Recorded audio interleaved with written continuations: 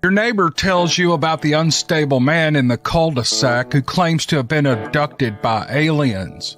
And then there's the woman in town who claims to see Bigfoot all the time. Your boss, who you greatly admire, confides in you that he has started speaking with his wife daily when he gets home from work. She died 8 years ago. It's hard to believe this stuff, and you write these stories off as overactive imaginations. Are these people seeking attention, or are they a bit unstable? No matter what you think, if you're like me, you walk away wondering, what if that was true? The What If It's True podcast features stories by ordinary people like you and me. Something has happened to them, something so strange they are in agony unless they tell others. My name is Cameron Buckner, and the What If It's True podcast is available at whatifitstruepodcast.com and on all available podcast apps.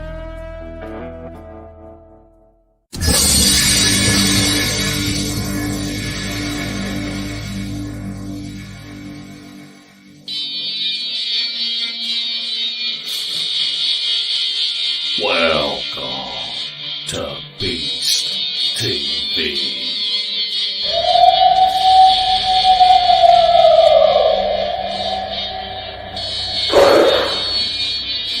What was that?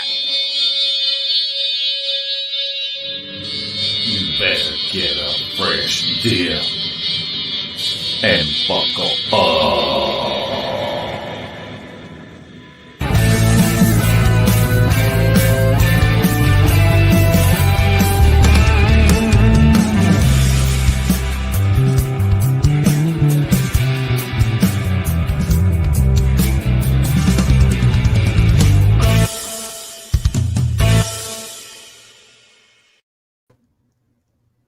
Larry, you looking kind of cute tonight.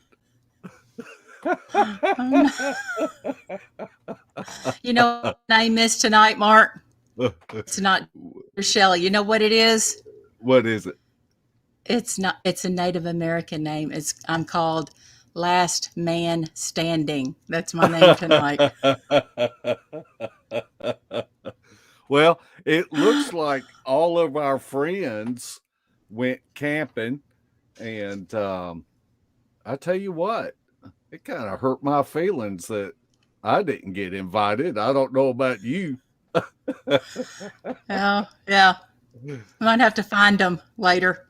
Yeah, but the show must go on, and you know, we had a guest on about 3 months ago, and that has 2 books out, and he sent us the books. He sent 2 to me and 2 to Larry, and we've been reading these books, and there is just so much stuff in there that we want to talk, and we've been swapping these books out.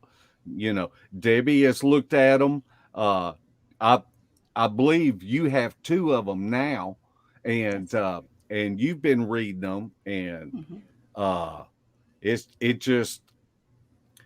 so much out of the box thinking, and I think that's really important, that we don't just box ourselves into a concrete opinion and not willing to look, you know, at other possibilities. Right. And there are a lot in there to talk about some of it tonight to find out, get some questions answered. So I'm looking forward to it. Okay. Well, why don't you go ahead and introduce our guest? All right, everybody, please welcome researcher, investigator, author, Carter Buschardt. Oh, there I am. Hi, guys. How's it going? Hey. Welcome, Carter. Did I say your name right, Carter? I You said it perfectly. You said Okay, it perfectly. good, That's good. why I was so shocked. You got it right. Nobody ever gets it right. I don't have a cool nickname like you guys, so. We'll give you one. Don't know whether Yeah. you'll like it or not. Well, my wife's got a couple for me, and I like a couple of them. A couple of them I don't. But I know what they, a couple of them means I'm in trouble. So I know how that works. Well, before we get started, why don't you just tell us a little bit about yourself? Well, I am a investigator. Currently, I'm with the BFRO. As of today, Friday, I'm with BFRO. And I've been doing reports for them for about 12, 13 years. Kind of lost track, about 12, 13 years. I've had almost 100 reports published, about 97, 98, very close to 100 reports published to BFRO. So I've got a few credentials, and I've probably spoken to about 350 to 400 witnesses to get to that number, and I have other reports that are not BFRO reports. So, and I've led 4 expeditions for BFRO. The most recent one was Illinois, 2019, and I did 3 here in Missouri, and countless research areas. I have 4 habituation properties, which in other words, these people live on these properties and they're having daily or weekly or monthly interactions with these beings. They're not even creatures, they're beings, and routine stuff. I mean, to the point where they have all these interactions and they forget to tell me about it.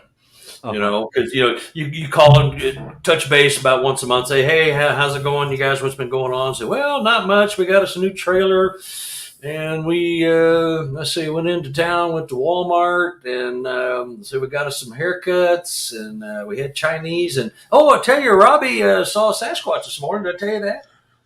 No, but it's such a routine thing for these habituation folks that they think nothing of it, because it's just like it's part of their day, and it's such a routine thing that they just forget to mention it. Sometimes we'll have a conversation, and I don't pry, but I let them come forth with stuff, and it's kind of funny. Like you and I might go shopping, get a tune-up, get your oil changed, and they go to Walmart and they get an oil change, but they saw a Sasquatch on the way out of the house, And, yeah, we saw him last week too. I think we saw him about 2 months ago. Looked like the same one. I mean, it's just to have that as a routine. I would love that, but I don't live out that way. So it's just funny that people are having these interactions, and they don't. Not that they don't think that much of it, but it's just like a routine thing. And it blows my mind. I mean, it's flattering. And, I get to go visit their property whenever I want, just call them up and stuff. So that's the fun part, is having the habituation stuff. And I'm still getting reports. I'm still getting, I don't do a lot of reports with BFRO right now because I'm getting so many other reports of the paranormal quantum type things that they won't touch. And so it's just fascinating to me. And the stories are not only mind-blowing, but they are consistent with one another. So unless there's a worldwide conspiracy of 5,000 people, let's just all tell the same story and see if we can fool them. These people are all, the things they're experiencing are very similar, just different people in different locations. But the events, description of the creatures, they're all like pretty close. So, I mean, there's something going on. There's an undercurrent of strangeness going on, with Sasquatch especially, and the world, the UFO thing and all that stuff with the government, BSing this for all these years. So there's a kind of a renaissance of coming out and coming forward with things, and more people I'm finding. I don't know if you guys are finding it, but I'm finding that people are not that shocked to think that there might be life on other planets and there's creatures flying around in UFOs and stuff. They think we can't handle it. And I think most people are like, oh, yeah, I believe it. I'm not surprised. I think I saw one when I was a kid. And, I can't believe there's not life on other planets. It has to be. And so why are you keeping it a secret? So, and I think it's the same thing with Sasquatch and, maybe Dogman and Mothman and other things of that nature, that people are seeing things. They're finally talking about it because with social media, there's flaws in it, of course, but there's a good thing that we're all educated and learning things at the same time. And either believe it or you don't. Like you said, you get yourself in a concrete box. Well, I just don't gonna believe any of that stuff. So yeah, I think we're in a renaissance period right now where we're all finding out things, and you can't explain things with just the flesh and blood, myopic mindset. I'm only going to see things in this field of vision, and if it's out here and here, well, I don't believe it. But if it's right here, I'm good. So anyway, but that's a little. A couple of months ago, I was fortunate enough to be able to spend some time, one-on-one time with Ron Moorhead. Yeah, good guy. And,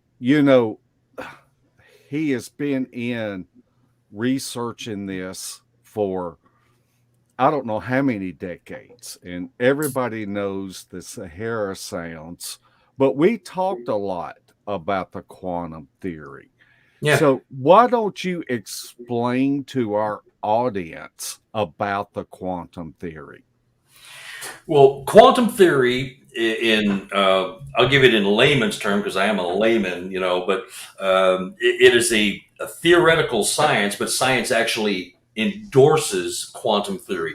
Quantum theory is, quantum math, quantum theory, quantum physics. It's just a theory that, the things we can't see in the world, it doesn't mean they don't exist. It just means they're out there and they can't explain things without having that quantum theory, like, black holes and quarks and what's the word I'm looking for? Not shape shifting, but changing your vibrational frequencies, all kinds of things that, they can only be explained with math. In quantum science, it is strictly a mathematical proposition that these certain things, and we have proven with math that these things can and probably do exist, but we just can't grasp them yet. You can only disprove quantum theory with more math. You can't just say, I don't believe it. It can be proven with math, and math is like the holy grail of science and physics, is mathematical formulas. And so you can prove that it exists, but you can't just say, and scientists will even tell you this, that we can't just say it doesn't exist because we can't see it. We have to prove that it doesn't exist with math because we have proven that it can exist with math. So therefore, to prove that it doesn't exist, we have to do that with math. Other dimensions, we see, height, width, depth, and time. Those are our 4 dimensions that humans see things in. Well, science has theorized and will admit to up to 10 or 11 dimensions, and maybe as many as 20, and so they've proven that theoretically that's possible, but they won't tell you that theoretically it's possible that Sasquatch exists. And that's a quandary for me, because if it's just a dumb ape, why the secrecy? They're discovering new insects, new plants, new fish, mammals, chimps, in everything, snakes, amphibians, whatever, reptile. They're discovering new things all over the world every day, every week, every month. And so there's things we just don't know that are here. They're right under our feet. We just are introduced to them as somebody discovers them, but so many people have seen Sasquatch and heard it, and to say that it doesn't exist, because look at the prints I have on my wall back there. If I took those prints to a court of law, hey, I just got a footprint. This guy right here, behind me there, my thumb's pointing to it. That guy right there, he broke into my house. I got a footprint under my window. Well, we'll find the guy we think it is, and if that footprint matches, he's going to jail. But I say that belongs to a Sasquatch. No, they don't exist. That's a fake. That's somebody's making them. There's the quandary. So that's why, quantum science and quantum physics and quantum math, quantum theory all comes in, because, mathematically, they can prove that things, like the black holes and other dimensions are all possibilities. cloaking, interdimensional beings. All of this stuff is possible, but Sasquatch isn't, which is just a load of hooey, So that's why, I'm in this, because I'm hearing things from people that defy. It's not your typical Bigfoot crossing the road, which is about 50% of all sightings is a Sasquatch crossing the road, or Sasquatch watching me while I was fishing. Those are the more typical pedestrian kind of things you hear, and they're all fascinating. But after they're through telling me their initial report, which is, pretty typical, but cool, interesting for sure, they go, now, I'm going to tell you something now you're not going to believe. I say, well, you just told me you just saw a creature that doesn't exist. And now you're going to tell me something that's even cooler than that? Let's go. Let's hear it. And they're gushing forth with some incredible things that they're, walking through a tree and just it disappeared right in front of my eyes. I'm looking right at it, and then it turned left a little bit, and then it just vanished right in front of my eyes. How do you explain that? And so, but people are coming out of the woodwork telling me these things. So what do you do to that? You can't just go, well, you must have had, a bad tuna sandwich, or maybe you got a virus, or maybe, you just saw something. Maybe you had a couple of beers you're not telling me. Or most researchers will try to explain that away. Many researchers will try to explain it away as something else because they're in the flesh and blood camp, and there's no way that what you're telling me can happen. Well, that's an insult to the people that are having these experiences. You just can't,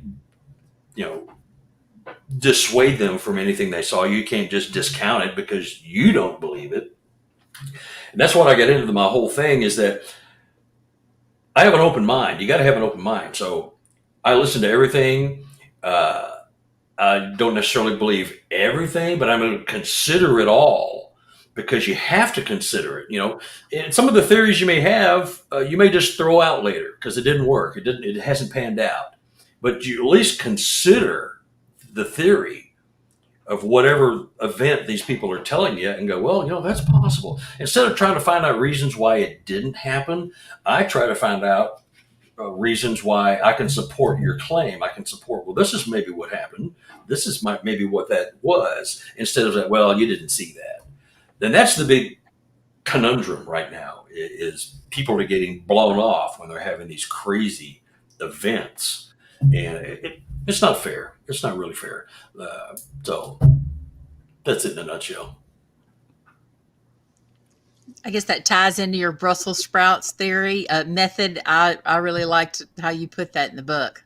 That's just because you're Southern. Brussels sprouts. No, I hate Brussels sprouts. Yeah.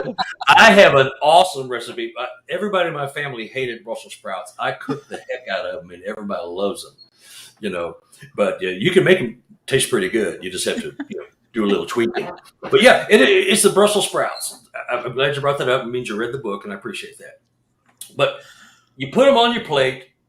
You don't like them, but you don't want to insult your host, so you kind of spread them around. You pretend like you're going to eat them, and then one by one they kind of disappear. Maybe you throw one to the dog, or it falls on the floor, or you put it under your meatloaf or something. But it's on the plate, so you're going to consider it, but you may not like them, but you're going to at least consider it or pretend to like them. And that's the whole thing. I'm going to put everything on the plate, and I'm going to spread it around a little bit and see if some of these theories work out. And if they don't, they don't. And you can put it away and come back to it later, but there's too much going on, and you can explain about 10% of the odd things if you're just a flesh and blood believer. But you can't explain 90% of the paranormal stuff with anything other than, I just don't believe it. You can't explain 90% of it with a flesh and blood thing. You have to go, well, God, that's weird. Well, how'd that happen? And people are throwing stuff at you like that. So it's mind-boggling. 16 people contacted me after the first book, and the stuff was off the charts. And I put probably half of them in the second book, because it's worth noting that they've got some stuff going on that's bizarre, crazy, off the wall. So yeah, it's the Brussels sprouts theory. It's just, put them on your plate, and you don't have to believe them, but you at least consider them, because you might be surprised. Now, in your book, you say that structures, howls, and knocks are a type of language. Can you tell us how you have came to this conclusion? Well, okay, structures. You find a structure in the woods, and who is that for? Who made that? The Sasquatch made it. So who is that structure for? They're not talking to us. I mean, they might be, but what they're doing is talking to one another right under our eyes. You walk through the woods and you see a structure, you go, well, that's kind of cool. How'd that happen? I wonder, how could that fall that way? Because some of the stuff's really intricate and interwoven, to the point where it can't have been made, it can't have fallen that way naturally. I've got that thing in my book where I say, if you think that was just a random act of nature, these 5 or 6 big twigs, branches, trunks all fell together this way randomly, take 5 chopsticks, throw them up in the air, and how long will it take for them to form a teepee structure? You'll die before you'll ever get those 5 chopsticks to fall into a perfect little teepee or any of the other interwoven things. They're just not random. Some things are random, but they're very random and they're very easy to figure out. So they're communicating with one another about, this is my area, there's good hunting here, don't go over here, there's humans like this area here, bad water. They're communicating, and I can't say what they're saying, but they are communicating, and it's stuff that many people will walk by them and not even notice them. I see them, I'm going, what? I can't miss them. I see them and I know what they are, and some of them are very ornate and they're very intricate and they're small, like the kids are playing. But basically, they're communicating with other clans or other Sasquatch. They're telling them what's going on. Good hunting here. Don't go here. This is my territory here. You can go over here, but don't go over there. That kind of thing, and whatever other messages, and they know how to interpret them, And I break it down into, if you've got a structure, we'll say with 5 trunks, branches that are formed a teepee. I'm just going to use that because that's a classic example of teepee. Well, look at the species of the tree. Look where it's standing. If it's standing right here, look up above you and see which trees these could have fallen from randomly to form this structure. Is there a birch tree here? Is there a walnut? Is there a pine? These are all in here, but there's no pine trees. There's some of them 20, 30 feet over here, but they had to have been drug over. So they don't fall randomly. If you just dissect what they're doing when they're sitting there like that, you go, well, that had to have been made, or the sticks cut versus broken, random things. And I don't think they like to use pre-cut wood. The humans do. But you can break it down by the species and just see that these are not random acts of nature, with rare exception, that they are designed for a purpose to communicate something. And, I'm probably getting a little too technical because, my mind kind of works that way, but I think, maybe the species of the tree has something to do with symbology or what they're saying. They've got a river birch tree, or they've got a walnut, or they've got a pine, or, whatever, oak, whatever, white oak, whatever. Maybe the species of tree has something to do with the message you're conveying to one another. That's kind of getting too minute, and I can't prove that theory, but the whole thing is they are communicating with one another with these structures, and we just happen to see them and we marvel at them and go, well, that's kind of weird how that happened. Then you go back and go fishing or go hunting and you don't think that much about it. The howls and the knocks are the same way. The howls, the number of howls, the distance, the volume, the resonance, if they're being triangulated, I know they can count. I think a lot of time I've got several reports, really good ones, where I know they can count. I was going to ask you about that because that's in the book. Yeah. How about just relaying us a story about how you know that they count?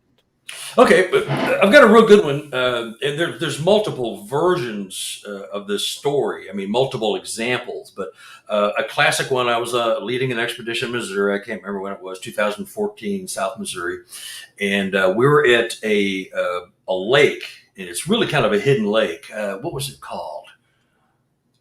Swan Lake, I think, and I know that's a musical, but I think it's called Swan Lake or Little Swan. Anyway, I was there with 6 people, and we were just sitting by a campfire. And when we all got there and got quiet, then we heard kaploosh, kaploosh, kaploosh, kaploosh, kaploosh, kaploosh. 6 rocks hit the water, 3 and then 3. There's 6 of us. And so that's 6. Okay, yeah, you think nothing of it. Okay, that's interesting. But somebody was throwing rocks. And it sounds like fish jumping, but they were much bigger and they were regular intervals. It wasn't like a random, like, kaplash, then you wait a second, kaplash. It was rhythmic. I get to say I'm going to go walk over here. Everyone's kind of talking and yakking. I want to go here and be quiet and see if I can hear something. So I walk away. Kaploosh, kaploosh, kaploosh, kaploosh, kaploosh, kaploosh. One guy walks away. Kaploosh. There's 5 left. Kaploosh, kaploosh, kaploosh, kaploosh, kaploosh. Splash, splash, splash. I radio my partner. Hey, Brian, why don't you come over here where I am, because I'm hearing some things over here. Let's just get away from the crowd. And they're sitting there talking, and they're expedition goers, and they're excited, and they're talking by the fire. So he comes and joins me. Kaplash, kaplash, kaplash, kaplash, kaplash, kaplash. 4 and 2. It's, if you're listening to it, you're going, they're counting. They're saying there's a group of 6, and now 1 is left, and now another has left. It was just an aha moment for me and my partner. We're going, holy crap. And sure enough, when we joined, splash, splash, splash, splash, splash, splash, the group is back together. That's happened many times, with a group of 11. I was in Michigan, UP, 2017. It's a BFRO expedition. I went up there because I got a lot of friends up there. And there was 11 of us working a night op. And we're walking down a forest road in the middle of nowhere. And there's 11 of us. And my partner and I, which is often what we do, we'll pull off from the back and kind of, get off the trail and kind of sit by in the woods and see if we're being paralleled or followed. Because a lot of times they'll come up behind you and follow you at night because you can't see and you're not really looking for it. So we peel off, and these are knocks this time. It was bam, bam, bam, bam, bam, bam, bam, bam, bam, bam, bam. 3 groups of 3. That's the 9 people that are kept on. There's me and Brian that pulled off. Bam, bam. When we rejoined them, it was bam, bam, bam, bam, bam, bam, bam, bam, bam, bam, bam. You can't. It's numerology, if nothing else. It's synchronicity. It's symbology. They were counting us. They were letting us know, and they were letting others know that 2 humans left the group of 11, and so they're tailing behind. So maybe be careful because they're in the woods. Not that they can't see us. So if you're paying attention to that, you're going, oh my God, they're counting. And we don't even know. We just think we're hearing wood knocks. And some people don't even hear the wood knocks. And here's an even better one. The same night, we had one of the guys in that group. He was using a wood block, with a drumstick and a block. So it's kind of that real hollow sound, like, clip clops, like a horse, galloping on cobblestones in old Europe. So it was real hollow sound and very different from a tree knock. And he was using that all night because when he wanted to do a knock, that's what he did. He didn't grab a bat and go bang on a tree. He used his wood block, which it carries and it's really loud and it's very clear and definite, So he was with that group. That day, my partner and I had found an area with 5 incredible structures, very complex, very different. You could tell this was someplace they lived. It was their living room. You could tell the Sasquatch lived there. And so we got up the next morning early and we wanted to take them to show them. And there was myself and Brian and 3 other people. We get to the area and we hear clock, clock, clock, clock, clock. It was the same exact sound that his woodblock made the night before. You're not going to pick up a tree branch and make that identical sound with just a random log on the ground. That was something done, I think, with their mouth or tongue clicking or something. It was identical. And he was one of the ones that was with us that morning. So not only were they letting us know that they knew there was 5 of us, but they used the same exact sound that he had used the night before with his woodblock. Awesome stuff. I mean, I'm getting a chill just relating the story because it was just like, oh my God, that's the sound you made. That's your woodblock sound. How'd they do that? It was just crazy. So that's proof to me, and somebody might go, well, okay, that could be anything. Well, no, it was the exact sound. They mimicked his sound. And I guarantee you're not going to, pick up that stick and make that sound. They're going to find another way. They can mimic about anything. There's theories they have 2 sets of vocal cords.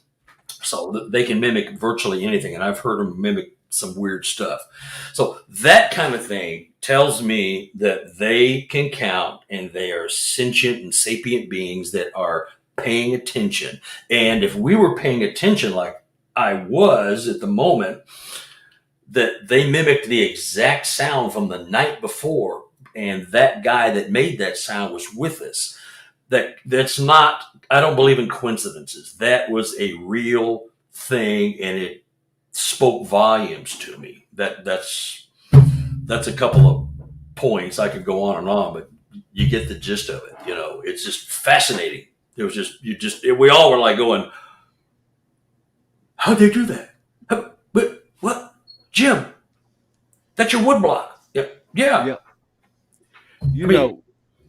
That reminds me of a story Dan Ricky told me in Oklahoma on the reservation.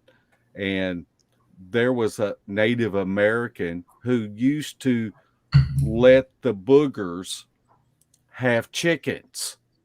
And she looked out one night and she had told them that they could only have 2 at a time. And this one had an arm full. And so she hollered at them and scolded them and said, put them back. I told you could only have 2 of them. And so that just kind of tells, I have heard other stories about how they can count.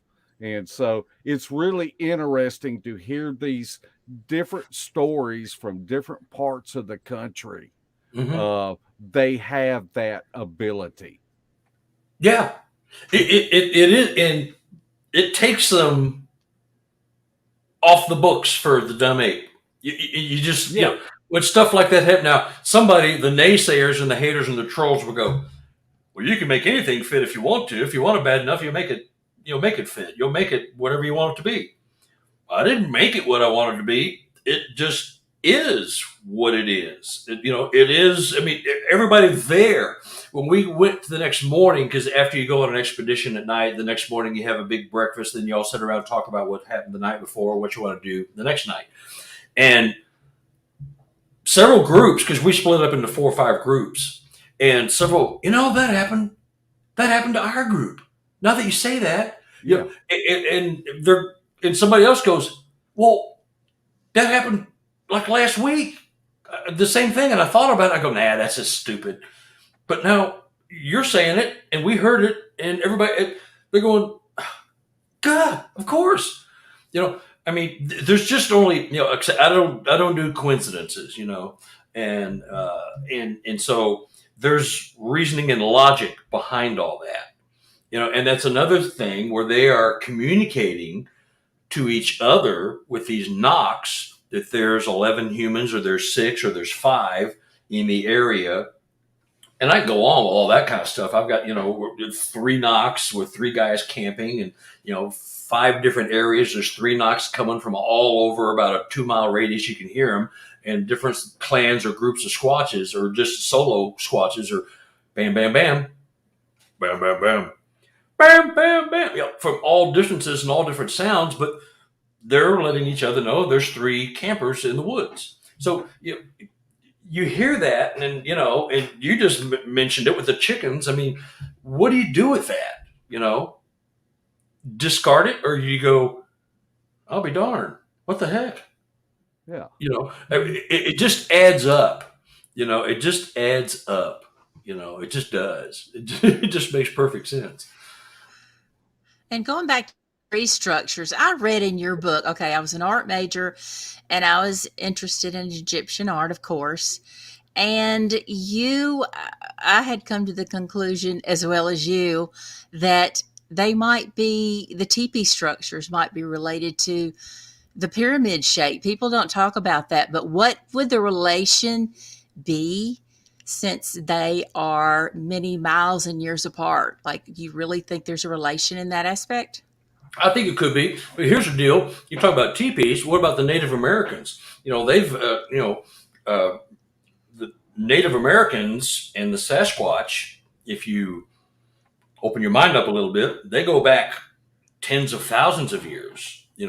When before white man got here. Before us Europeans got here. So they had a symbiotic relationship with the Native Americans at that point. They were trading, food and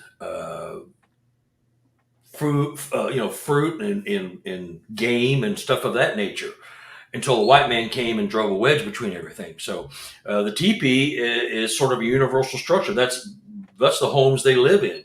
If you look at the Egyptian theories that inside a perfect pyramidal structure is an energy source. They did some experiments, I think, a while back where they could sharpen razor blades by putting them in a teepee or a pyramid with the exact dimensions to make it a perfect pyramidal structure, and there it creates an energy source. So I can't say that doesn't make sense whatsoever, because there's something to that. The Mayans with their pyramidal structures. I was just watching something on TV tonight before I got with you guys about the Mayans and all the stuff. Because I've been to Chichen Itza. My wife and I have been to the Mayan ruins, and so teepee is a universal structure. Number one, it's a very solid thing to build out of nothing. It's got a very strong structural integrity to it when you build them right, and they last forever because they've been there for who knows how many thousands of years. So I think there's a correlation, and that's the kind of stuff that all gets swept under the rug. The teepees and the Egyptian. How come there's Egyptian type structures in South America? How come we all chose the same type structure to build things with, the same pyramidal structures? That's not a coincidence either. There's, and maybe it's just man knows by experimenting with things that you get a better, stronger structure if you use a pyramid. Right. But that notwithstanding, I think they're all tied in somehow, and I won't think any differently. I think there is something to all of that, but if you look at just the Native American the symbiotic relationship that Squatch and Native Americans have had in indigenous peoples in lots of places, there's nothing that tells me that they didn't pick up each other's traits and use them to this day, until things got to be where they had to go deeper in the woods to get away from civilization because they didn't like it. We tear stuff up. We're not good. We're not good for the earth. One thing that I appreciate about you being an investigator is that you follow up on reports and you make a personal contact with these eyewitnesses. Now, that's very important because so many people are not willing to come forward. And Yeah. I know probably with a lot of eyewitnesses, you have to build some groundwork. Are there any tips or advice that you can give us about if we do talk to somebody? Let's just say they spot you wearing a Bigfoot t-shirt and say something to you. How do you build a relationship that you can go into an investigation on it? Well, I talk to people like I know them, you know. And I've been in sales for, I was a rock and roll drummer, and did comedy and all that kind of stuff. And I'm just a people person. But in sales, it's about building relationships. And when I'm talking to somebody who has had a devastating encounter in their world, I'm talking to them like I know them. How's the kids? I find out things about them. I just talk to them and I get them comfortable because I actually do care. I want to hear your story. I want you to get it off your chest because I know how much it means to you to get something like that off your chest. Talk to somebody who believes you or is at least open-minded enough. Just tell me your stuff. And I tell them right off the bat, I'm not going to make fun. I'm not going to talk you out of it or try to talk you out of it. I want to hear your story. I'm going to try to find some answers to explain how what you say happened could have happened. And I'll give you some counter measures too, where I'll say, this could also be an explanation. But, you just talk to people like you care, and I do care. You want them because I can sense that somebody is dying to tell you. When I'm talking to somebody, with the BFRO report, someone will call it, well, I was driving down the highway late at night. It was 2:00 in the morning, and I saw a Sasquatch on the side of the road. It looked like it was eating roadkill. And it turned around and looked at me, and it's kind of a standard report. But you can tell that they're asking some questions along the way of you, and they're interviewing you also. And when I pick up on that, I know they got more to tell me.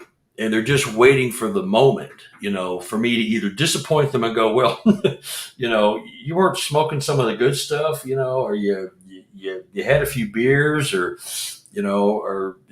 you on some medication that gives you hallucinations, but I don't do that. I don't talk them out of what they're trying to tell me.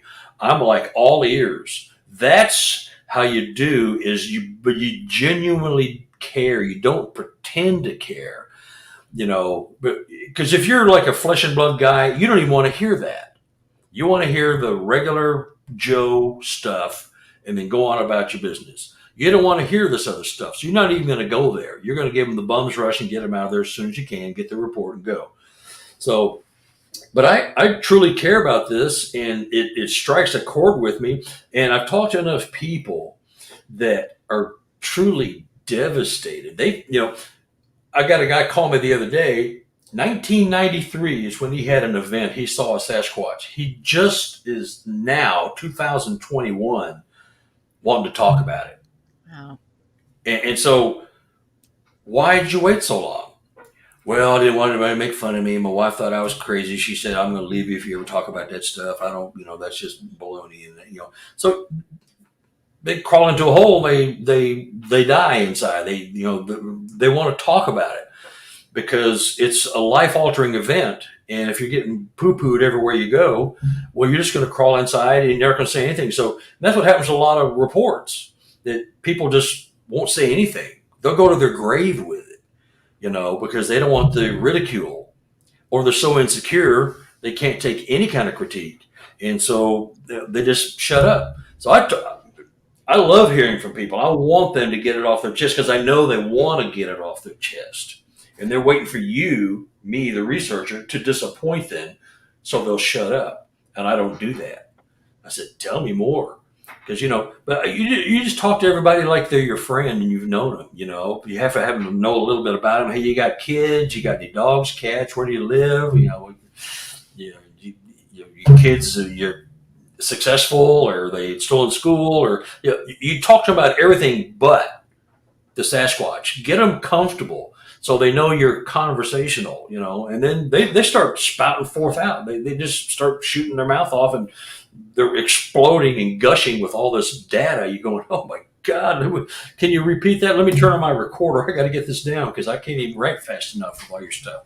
So I genuinely care about these people, and they need a voice, and they need a soft place to land. That's what most of them want. It's just a soft place to land so they can tell it, get it off their chest. And they don't want anything. They don't want any notoriety. They don't want any publicity. They don't want you to use their name. They don't want you to use the location, their job, nothing. They just want to have an open ear and an open mind so they can tell this and get it off their chest and see what you got to say about it. That's all they want. That's really what they want. So you got to make them warm and comfortable and let them tell you their story. And they're fascinating. That's what I do. That's that's great advice. Yeah. Yeah. Well, just, even, because like I say, if you're a closed-minded person, if you're a flesh and blood only, if you're just a closed-minded and there's only 3 things that this could be, well, you're not going to be of any help to them. You're not going to do them any good whatsoever.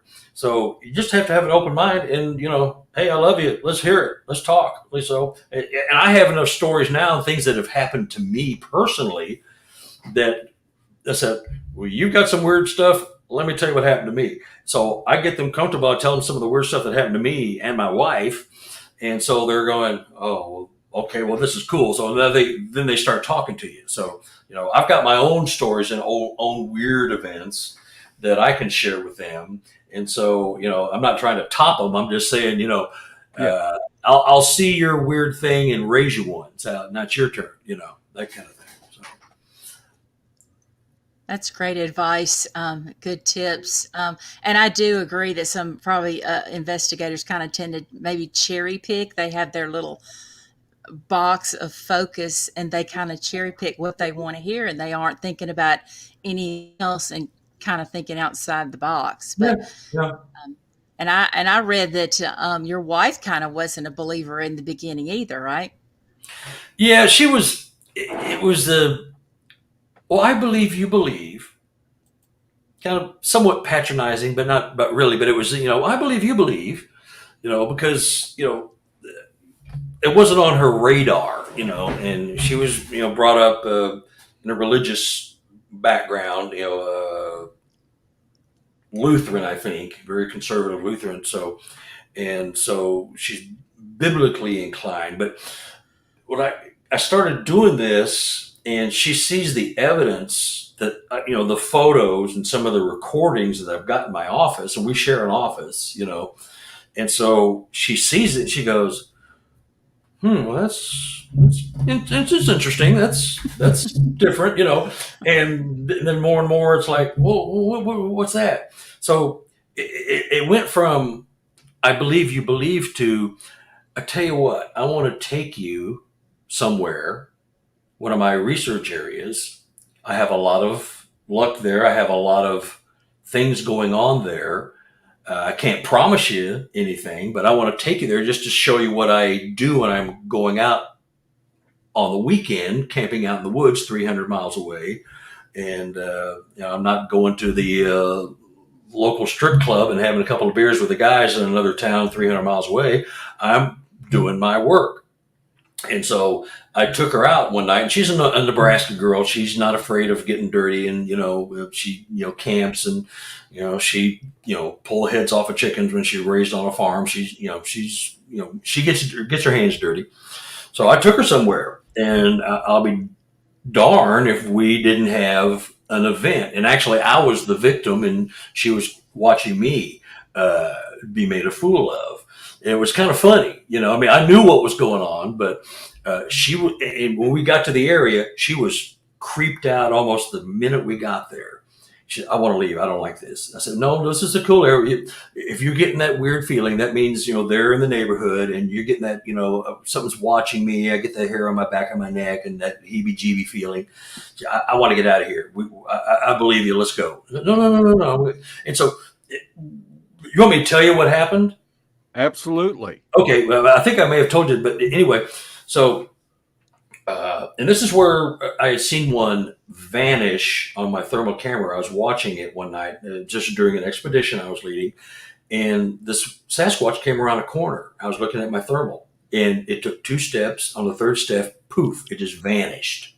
It exploded. The heat signature just poof. It was about 75 to 100 feet away. We measured it the next morning. And it turned into what it looked like somebody had blown a Sasquatch smoke ring, because the heat, it just vanished. It exploded and was gone, but there was like a little ring, an outline of a Sasquatch, and it kind of dissipated in the night and it was gone. And, of course, I was with some kind of, conservative, close-minded researchers were on this expedition with me, and I didn't go into great detail about it. I told some of the other guys that I knew were open-minded about it. We went and reenacted it. Anyway, we went to this area that I've gone back to that area probably half a dozen times, and probably 90% of the time something weird happens. So I took her, and it's down this long ravine. It's about 100 yards, and you got to park your car up at the top of this ravine, and they got a big iron gate that goes across, because you can't drive down there. It's jagged rocks. It's horrible terrain. And I think the conservation department got tired of rescuing people. So this is a big iron gate. You can't drive down there. So I parked at the gate. It's downhill, about a 20 to 35 degree angle straight down. When you get to the bottom and go around the curve, that's where I saw the one disappear, but I went a different way to get there. So anyway, we're walking down there, and she's like freaking out. And I get the feeling, I can feel the presence that they're there, and she's going, I want to go. We need to go. I want to get back to the car. I said, you can't go back to the car. The car's just up here. And I pointed my flashlight, look, it's just up here. I looked up there, and the car was not where I parked. It was not there. I said, where's our car? And she goes, what do you mean? And I shine the light, and it's right there. I said, no, the car's not there. Where'd it go? And I looked down at the bottom, just for some reason, I looked at the bottom of the ravine where we were headed, and there's my taillights. I'm looking at my car.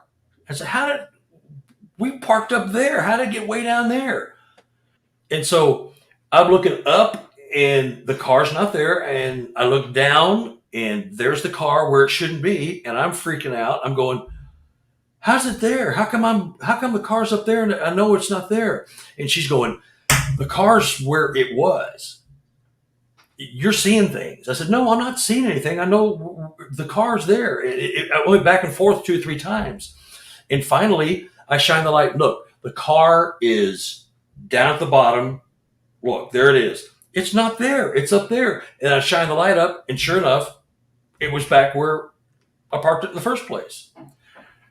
My theory was they were jacking with me with infrasound or something, because I was seeing the car where it obviously could not have been, and that was freaking her out. Plus the area giving her the heebie-jeebies was freaking her out. And I was hallucinating. I was seeing the car, and I knew exactly where the car should be and was, and I kept shining my light down there 2 or 3 times, and it was always down at the bottom of the ravine where it's not possible for it to be there. And then suddenly it was back where it should have been. And I went, oh man, that was awesome. Because it was like, I knew what was going on, and I couldn't do anything about it. I mean, I said, well, the car can't be there. And that showed her that you just saw me, and I'm sort of a veteran, and I'm getting jacked with. And that's freaking you out. So, and this kind of is in the same Moorhead thing. Ron Moorhead, if the Sierra Sounds at the camp, when they heard their camp I don't know if you read that part of the book where they heard their camp being destroyed. They huddled in their little lean-to that they had up there, and after they had heard the Sasquatch and the voices and all the sounds and the gibberish and the Chinaman chatter, they went and huddled in their lean-to that they had up there, and they heard their camp being utterly destroyed. They were taking their garbage cans and their firewood and they're throwing everything down the side of the mountain. Him and his 2 or 3 other partners are going, "Oh my God, we got to clean all this up. It's midnight. Oh my God, this is horrible." Finally, it gets quiet and they walk out and nothing had happened.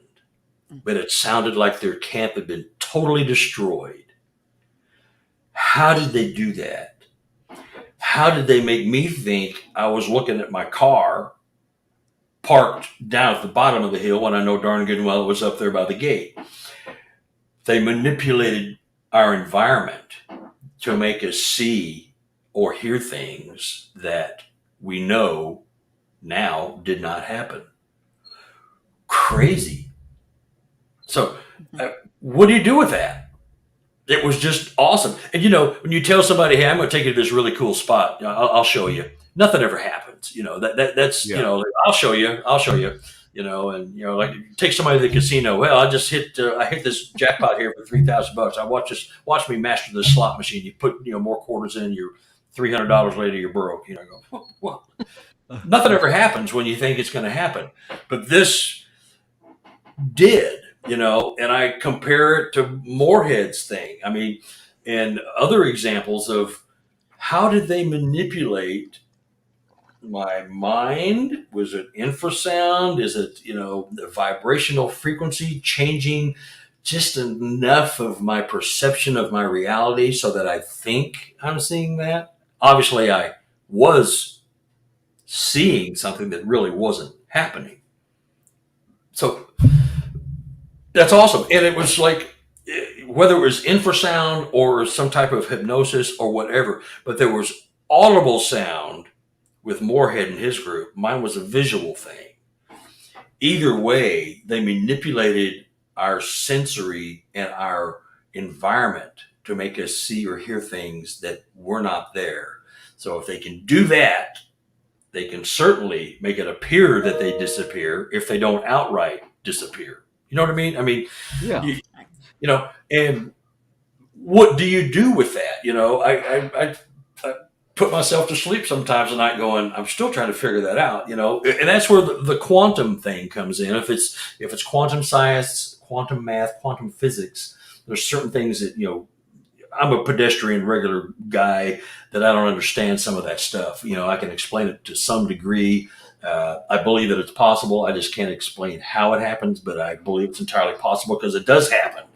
So I can't explain it, but I can tell you that it did happen to me. I can't explain how it happened, but I guarantee it did happen. So maybe one day I'll be able to explain it intelligently. Like Moorhead's much more advanced in that regard than I am. But he's been studying that more. But I'm hearing it from so many people. I just go, well, that fits right in. You guys have heard the same weird stuff before from people. I know you have. Absolutely. I'm going to tell you, when I first got into this, I was strictly flesh and blood. And with my experiences in the woods, you just can't put it in that box anymore. And so you want to be careful that you don't set your opinions in concrete. Yep. And you're not willing to look outside of your own opinions and the own box that you're in. Yeah. You've created your own prison. And here's why that is. And that's I don't fault the ones that are like just really hateful and rigid and won't discuss things. I fault them. I feel bad for them, But the moment you exit the birth canal, you are told how the world is. They hand you a textbook. They hand the teacher a textbook, and they tell you there's no UFOs, there's no Bigfoot, there's no ghosts, and oh wait, there is UFOs. The government's been lying. Okay. Well, scratch that one off, but what about this other stuff? So if you take the teacher who taught the teacher who taught the teacher who taught the teacher who taught the teacher who taught you, that's 5 generations, 25 years a pop. That's 125 years of disinformation, because the world is all put in these little books and textbooks and schools and colleges and everything. So that's all you know, is what you're told the world is. This can't be, this can't be, this maybe, but this can't be, And so it's a disinformation. We're fed our view of the world by media and the government and science. And it's only if you have an open mind and start questioning things that you start going, oh. So, they tell us there's no UFOs, and it's the government and science. I mean, you're cramming that down our throats as soon as we're born. This is the way the world is, And so 80 years later, if you take 10 generations, 25 years a pop, that's 250 years of disinformation. And the teachers don't even know. They get out of school, they want to be a teacher. You're going to teach science. You're going to teach botany. You're going to teach history. Everything's created, media, history is whatever's in the book. If it's in the book, it must be true. That's what they're teaching us. So it must be true. So you come out believing all this. Then when you see something in the woods at night, something in the sky, and you go, well, that can't be, because I was told that can't be. So that's not right. It's not a UFO. It's Venus, or it's Saturn. It's Mars on a good night. I mean, it's, or that's a guy in a ghillie suit, or that must be an ape that escaped from the zoo, or that's a guy in a ghillie suit, or that's a deer walking or on its hind legs, or a bear. I mean, it's anything, other than what it is, because that's what you're taught. So you have to overcome all that. And so by the time you do that, you get kind of tired of it and go, well, I don't know what it is. I'll just forget it. Let's go on about my life. So, I don't fault some people for thinking the way they do, because we're flaked and formed the moment we're born, and we don't have a chance unless you expand yourself. Now we got so much technology in our hands, our phones that do so much, Right. There's more stuff in here than was on the, Gemini that got us to the moon. I mean, there's more technology here, and so, we've got, the DNA, DNA and our technology is going to give us the answer to Squatch before science will come clean, or the government will come clean, but that's why people don't register. They don't think when they see something, they go, oh, it's got to be something else. You just automatically are putting it in another category. So people that are, that way, and don't have an inquiring mind, well, that's okay. If you don't care, if you're not interested, you just want to, go to school, get a job, make some babies, have grandkids, go to the old folks' home, you die and go on, the cycle continues, and you're happy with that life, that's good. But if you start questioning things, the government and science and the paper companies and the lumber companies and all that, they're all conspiratorial. They all know what's going on with Sasquatch in the deep woods. They know exactly what's going on. It's none of our business, because there's money to be made when we cut down the trees and deforest everything. And so we're not going to go there. And there's probably something more to these creatures, like I said before, than just a dumb ape. You wouldn't just discard that because they're another ape. There's something weird, and it's more about it's more than money. It's more than the forest and the lumber and the paper and all that stuff. And then and don't even get me started on the national park and 411 and all that stuff. Right. That's a whole nother ball of wax there, and that's another 3 shows for you guys if you got into that. So, but there's we all know, we're not dumb. We all know that, because the 3 of us are sitting here, we're people that question and have at least a semblance of an open mind to, that doesn't make sense. I'm going to keep looking.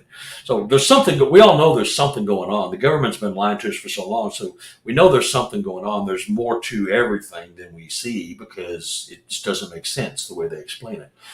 So let's examine that, and what comes to mind to you as far as why the government would want to cover up Sasquatch other than the forest industries and things of that nature?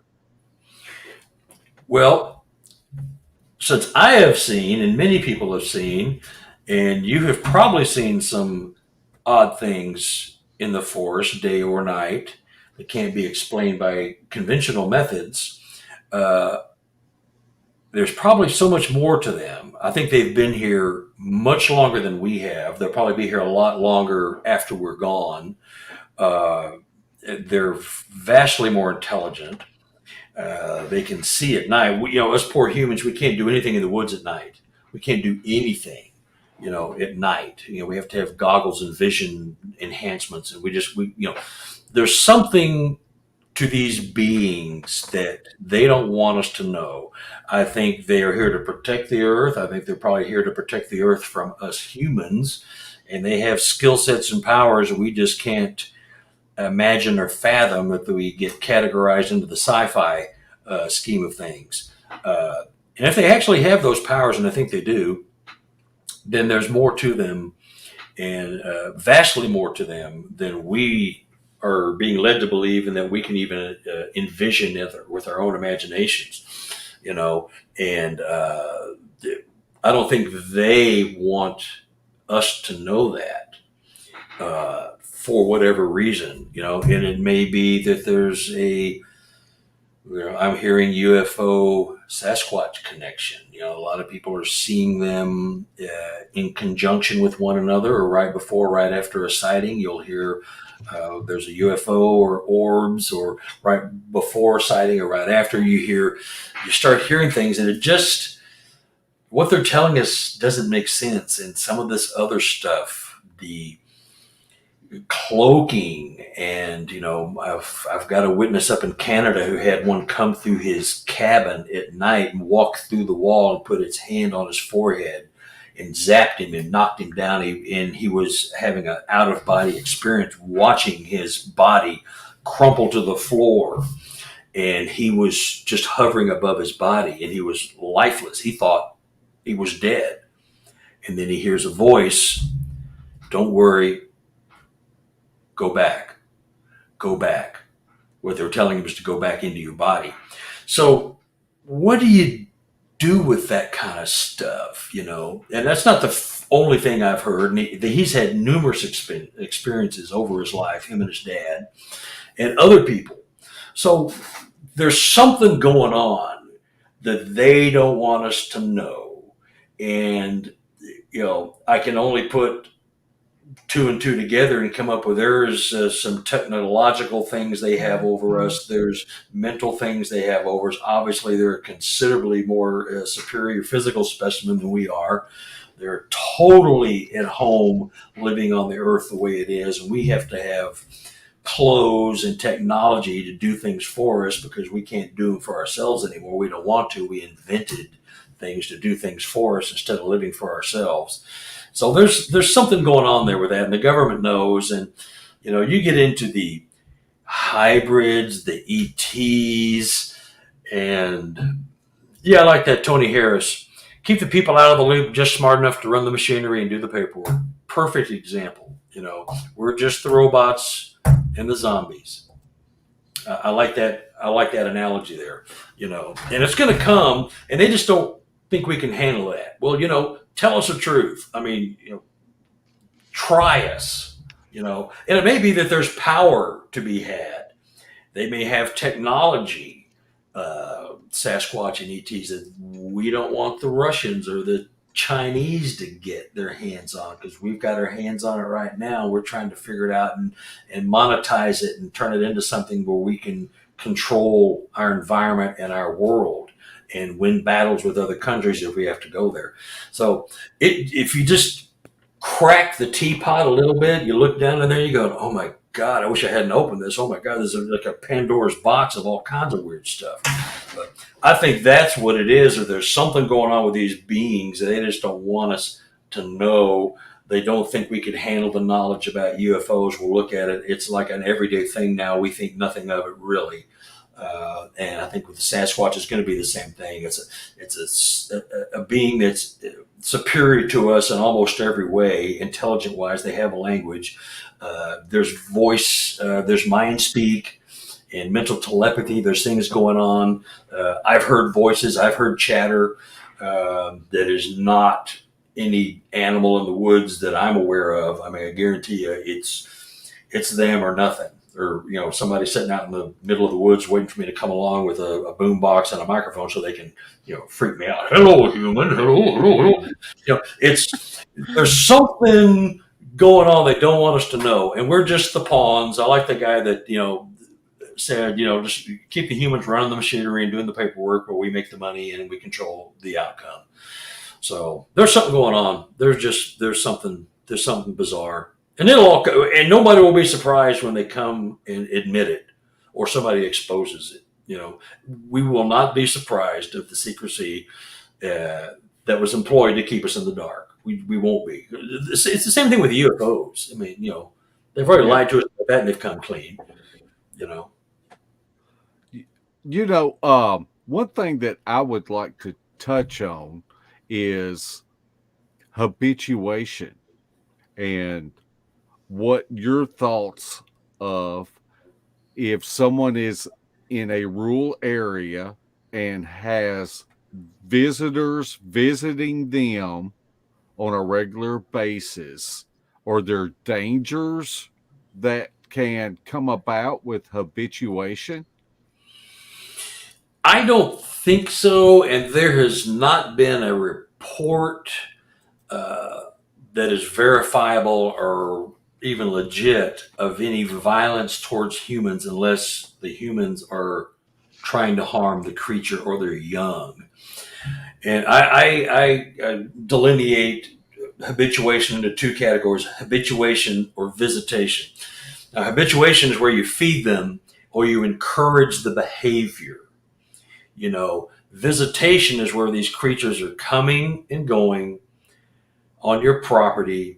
You don't encourage it, you don't discourage it, because you're not real sure. You got kids and you don't want them around, but they're kind of fascinating. The kids love them and they love the kids, and they love watching us. They love watching humans because we have families and they have families. They got children, and they love watching women and children playing out in the yard. They're just fascinated, because the women are the life givers and the nurturers. And so they're fascinated with that stuff. And so, but if the thing with habituation, once you start feeding them human food or things they can't get, and you make a regular deal out of it, when you stop, sometimes they get angry and frustrated, and they start slapping the house or making howls or throwing rocks at the house, and they're really upset because you quit giving them the leftovers. You quit giving them fried chicken on Friday nights when you've already eaten your fill, and you take the rest of the bones and everything, put them out on the deck and the back porch there on your 20-acre plot, and they come eat it up, and all of a sudden you stop. Well, they're not happy. Hey, what happened, human? You don't like me no more? What's the deal? I mean, so they get angry and frustrated. And some of them act out, and they do bluff charge, and they howl and scream and throw rocks and let you know that they're not happy. That's one of the pitfalls of doing habituation. But most of my people have got it down to a science where they may leave them food every couple of weeks or once a month, or just very small things. And sometimes they gift them non-food items to get a relationship going back and forth where you're communicating, and it's not about food, but it's, I like to gift mirrors and beads and little baby dolls. You go to Dollar Tree and buy these little toys for $1, and they love little trinkets and things. I've got people that have, found all kinds of things hidden in caves and little spots. So I don't think there's a danger in doing it if you just realize that when you start doing something regularly, giving them dog food or making dog food available. A lot of people have dogs out in the pen. They keep their food out in the barn, or the 50-pound bag of food turns into a 10-pound bag of food overnight because they fill their butts up with it. So, but as long as you learn how to do it in a responsible way where you know what's going to happen. And I've talked to my people, and they understand it. They've learned it themselves. Some of them I've educated them a little bit on what to do and what not to do, depending on what kind of relationship you want. But visitation seems to be the more popular way because you don't encourage it, you don't discourage it, and you'll see them. They'll let you see them and their children. I've got some folks down in South Missouri that the husband walks the dog every morning like clockwork at 7 o'clock. And once a week, he will see a Sasquatch as he walks toward the gate to his property. A couple of times he's been shown the baby. They had a newborn. And so the dog will alert to something over here, and he'll look over there, and it'll pop its head around a tree, and it'll look back. It'll come out the other side of the tree, and it's holding its newborn baby Sasquatch, or the mom's there. And they let him see it at a distance. But that's like a huge milestone for this creature to feel comfortable enough to show you their offspring. And they're, very protective, like we would be of our offspring. So that's a huge milestone. And there's several families that see them often like that. And they've got it down to a routine. And you can get a little more aggressive with your gifting, or you can just keep it at a distance. Because, there are bad apples, but there are still no confirmable reports of them tearing someone to shreds unless you were the aggressor in the first place. And even then, they will not, as a rule, enter into an aggressive thing with you. They will just back off and disappear into the woods and just not have that much to do with you. They don't want a confrontation, because what that confrontation is going to do is bring 500 other humans with guns out looking for them. Well, they don't want that, and they know what's going to happen, so they just leave it because they're not confrontational at all. They're very interested in us. They love watching us living our lives because they got lives just like we do. Except they don't have a Walmart. I think that's a good point, and that's what I have told people, that like deer hunting season, when all these orange vests go into the woods, I think they are intelligent enough to know that if they were just to take one out, that those woods would just get saturated with humans. Oh, yeah. And I can't believe how fast this time has gone by tonight. But we do have time for a few questions, and we have one here that is a great question, because I have heard of accounts across our nation from different Native American tribes. And the question is, what about Native Americans that have had women and children kidnapped by them? Have you heard of any reports of this? I haven't heard of any reports of that, but I have a good buddy who's a Native American who's down in Oklahoma, and he's called in a couple of reports. And his theory on that, and some of this is lore and information has been handed down because they don't have a written history, that when Native Americans and Sasquatch had a more symbiotic relationship where they were trading, perhaps even clothing, but food, corn and grown food versus, game that's been killed, that they may not have been kidnapped, but they might have gone willingly as a gift to the Sasquatch. Here's one of our women, and in return, bring us some game. That's stuff that has been told to him by his elders, and it's theory. I've heard of those, and like Prudence has, the woman who just asked that question. I've heard those, and that's handed down from generation to generation that they used to kidnap women and children. But some of it may have happened in a more not a kidnapping thing, but a more of a commerce type of thing where we'll give you our daughter, and there's a theory that the Sasquatch we are seeing now are not the same as the Sasquatch that were around 10, 20, 30,000 years ago. Maybe they mated with humans and they got to be the creatures that they are now, by breeding. Theory, of course, but I've heard that. There's nothing credible that I've heard. It's not happening now, other than some of the stories you heard about Albert Osman and stuff like that, but like that.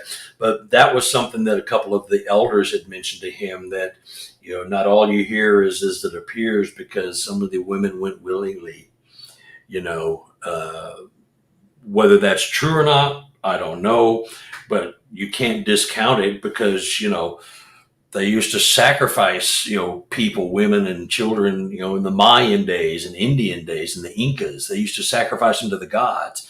So if they revered the Sasquatch in that way, maybe they offered up a women and children as sort of a sacrifice, one way or the other. It's a way out theory, but, coming from the elders when they speak of it, is maybe it's not all that it appears. Maybe some of it was not kidnapping as much as it was a trade of some type, or an offering, or a peaceful offering. We'll give you a squaw, we'll give you a woman, we'll give you a child that may have been sacrificed anyway, because that's a way of life back then. So, I'm not hearing anything at all right now about that, but, from Native American people that, they've, hinted in his tribe, the Caddos and the Potawatomis, that maybe not all you hear was actually the way it happened. To kind of leave it at that. Right. Theory, but.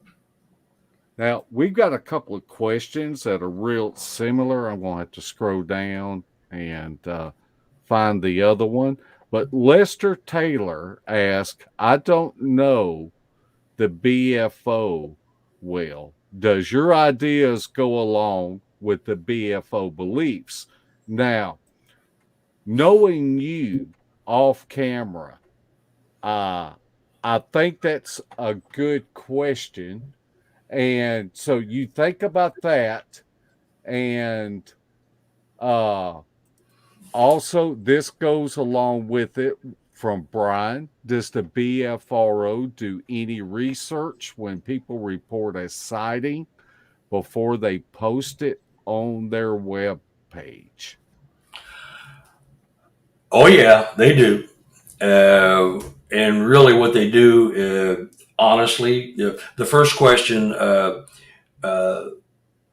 they are not at all supportive of a paranormal belief system. Myself and other investigators have had reports sanitized. They take any reference to quantum, paranormal, any kind of counting, any kind of intelligence. They take them out of the reports. They don't want them in there. And they might still publish them. I've had a couple of reports where my witnesses have called in, told me their story. It's really fascinating stuff. One where it was an obvious report of counting. And they took that out of the report. They still published a report. They just took the part out that indicated these guys were being counted. They do not support any kind of woo. And I don't like the word woo. I think it's kind of a dirty word, but they do not support anything in the paranormal aspect. And I am at great odds with them on that aspect. I think it's very disrespectful to the witness. The database is flawed and inaccurate. If you look at reports, a lot of stuff's just taken out to fit the agenda. And it's not fair. It's not fair to anybody, And I've had a couple of witnesses call me back. What the heck? That's not what I told you. Well, no, it's not, but that's what I told them, and this is what we got back. So I apologize, and I gave them the email to contact the powers that be, and they got zero response. Nothing. Just like, don't like it? Oh, well. Yeah. So it's a flawed database. It's the biggest database in the world, and it's compromised. Right. I agree. It's redacted. It's absurd. And I'm still there because I've been there forever. But I've quit doing reports because why would I put something out there when I know they're gonna tarnish it?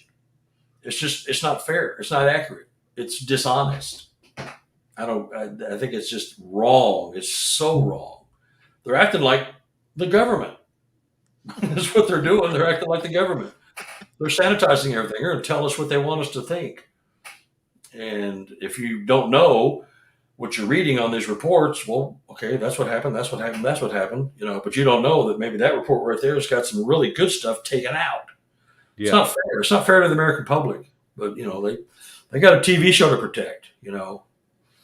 Yeah. And you can't sell a lot of tampons and beer if you got paranormal stuff flying around in the BFRO sightings.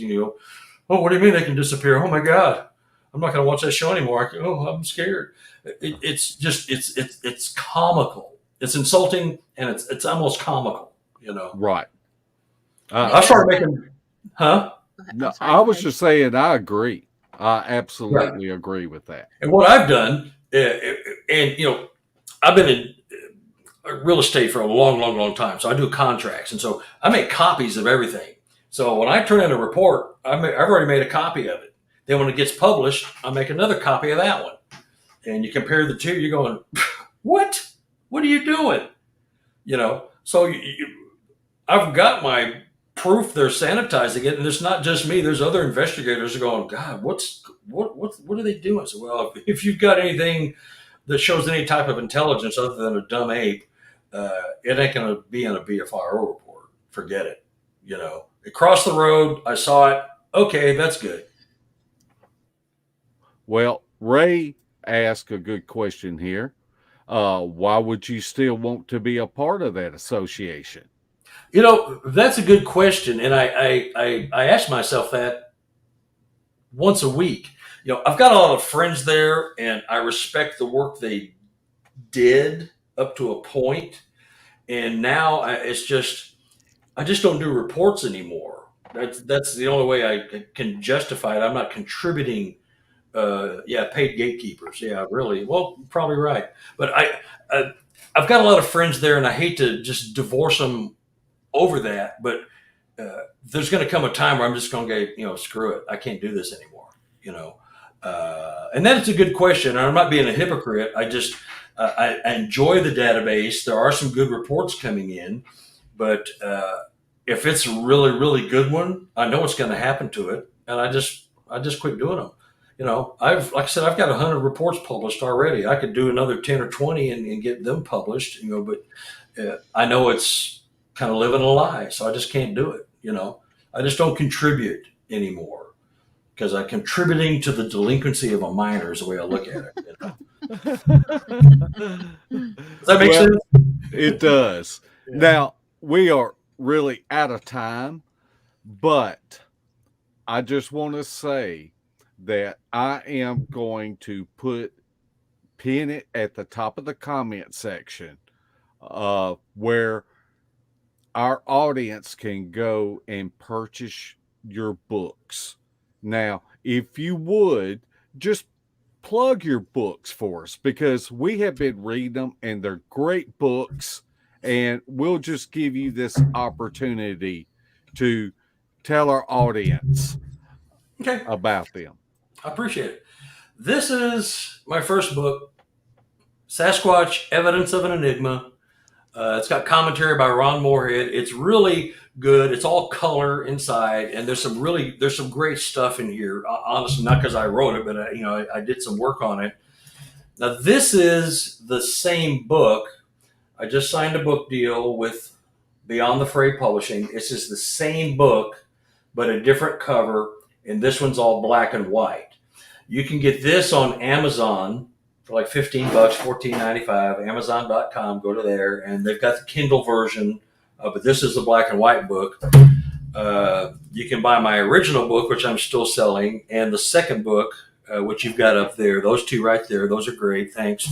You can buy those by going to my website, which is www.relichominid.com. I autograph the books that I sell out of my house, and I mail them to you. So, I mean, I autograph them. So it's RELICHOMINID, relichominid.com. I got a website. You can buy one book or both. And but I sign them, and those are both in color.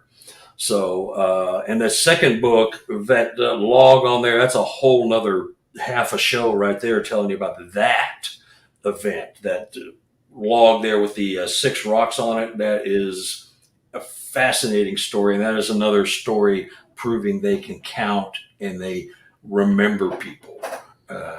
We could talk about that on another show if you ever have me back, but that is a really interesting. And actually, I'm going back there in 2 weeks. I'm going back to that exact location. That'd be the 3rd year in a row I've been back to that same location, 3 years in a row in October. And every time I go, something happens because they remember me. And my buddies, they remember me. Crazy. Wow. This has been a great show tonight. And it's actually been a pleasure for you to think of us and to send us 2 copies of each book, and we have thoroughly enjoyed them. Well, good. That's the whole getting the word out. That's the whole thing, is getting the word out. Never going to make money writing these books, but it's just getting the word out and sharing. Because if I put this stuff out like I put out here, I'm hearing from all these people that nobody else will talk to, and they end up in another book with these incredible events and stories. And my guy up in Canada, oh my God, the stuff he's going through, it's just crazy, The Scottish Wildman asked, are you going to sign one of each and give it away on the show? Would you? Well, you'll have to have a drawing. I tell you what, you guys pick somebody, send me their name and address, and I'll send them a book. I tell you what, 2 people. Pick one person for one book and one for the other. I'll sign it and send it to them. Send me their address. Man, I'll send you the bill. No, I'm just kidding. $300, please. No, I will do that just to show you I'm a sport. So I'll send one of these and one of these, or I can send this one, which I have some of. And like I said, these 2 are the same book. These 2 are the same book. One's black and white, one's color. If you do that, you PM me with a person that wins whatever contest you come up with, and do a drawing from all these names on the conversation list here. You pick one person for one book and one for the other. Send me a name and address, and I'll send them a book. I tell you what, if you're interested in getting a signed book by Carter, put it in the comment section, and we will have a drawing, and I'll be seeing Bama Murdoch this coming weekend, and we'll let him draw the winning name. There you go. And I'll send them off. And I won't even write it off for deduction. I'll just be a good guy, You are a good guy. But that's a good idea. Actually, I've never thought of that. That's probably a pretty good idea.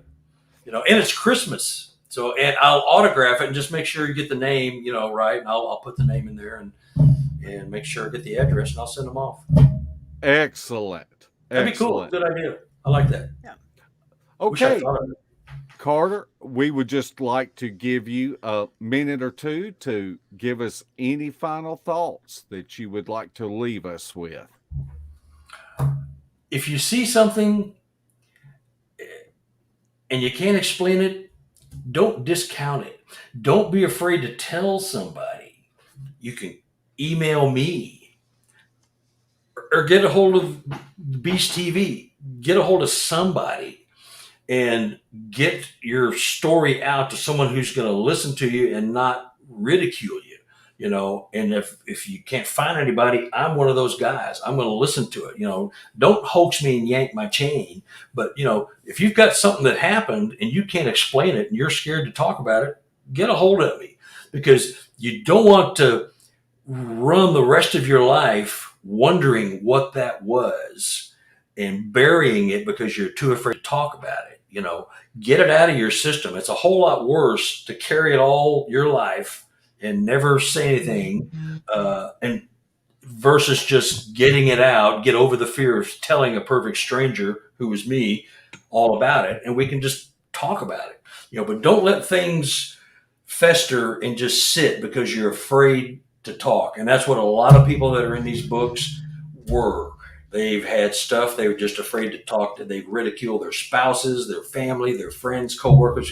You're nuts. Oh yeah, you're one of those guys. You believe in Sasquatch? Okay, good. Go sit over there at that table over there. I don't know. I'm not interested. Get a hold of somebody who wants to listen, whether it's me or somebody. Get somebody to listen to your story and get it off your chest. That it will weigh you down like nothing else if you don't do that. That's my best advice. That's great advice. Shelley, do you have any final comments? I do. I have the books right here. I've been reading them. These are really good. Oh, you got my business card in there. How about that? It's still in here.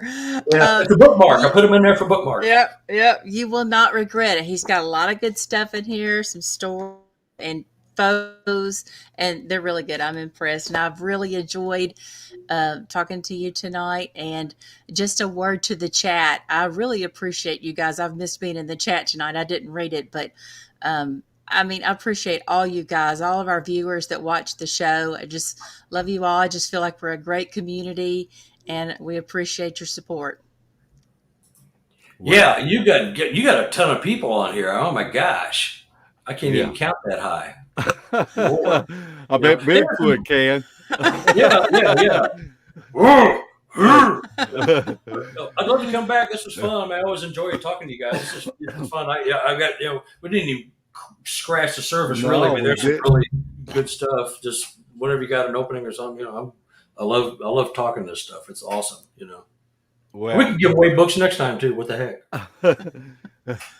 It's been a great show. And so after the show tonight, when this is published on YouTube, just put in the comment section of if you're interested in getting a signed book from Carter, and we will put all the names in a hat, and we will let Bama Murdoch draw the 2 winning names for both of the books. And so with that said, we will see y'all all again. Same bat time, same bat channel. Night, night, footers. We'll see you guys. Thanks, Carter. Beast TV would like to welcome all of our new Facebook members. Be sure to check out our pictures and videos of possible evidence. And if you haven't checked out the Files tab, there is a wealth of information that you may find beneficial. If you would like to support Beast TV, check out our gear. We have coffee mugs, face masks, gaiters, shirts, and tank tops. The link is pinned at the top of the comment section. Everything is always marked down 20%. So come check out our junk.